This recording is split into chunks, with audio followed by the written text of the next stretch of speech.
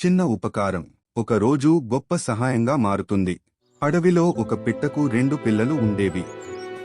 ఒక రోజు ప్రవాహంలో కొట్టుకుపోతున్న ఒక చీమను చూసి పిట్టకు కరుణ కలిగింది. వెంటనే ఒక ఆకును తీసి చీమ దగ్గరగా నీటిలో వేసింది.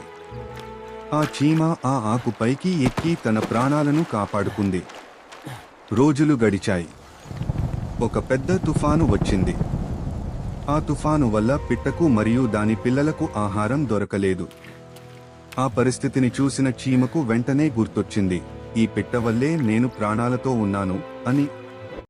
ఆ చీమ తన దగ్గర దాచుకున్న వడ్ల గింజలను పిట్టకు మరియు దాని పిల్లలకు ఆహారంగా ఇచ్చింది. ఇలా ఒక చిన్న ఉపకారం తిరిగి గొప్ప సహాయంగా మారింది. నీతి: చేసిన మంచి పనులు ఎప్పటికీ వృధా కావు. ఉపకారం చేసిన వారికి ఒక రోజు తప్పకుండా ఫలితం వస్తుంది.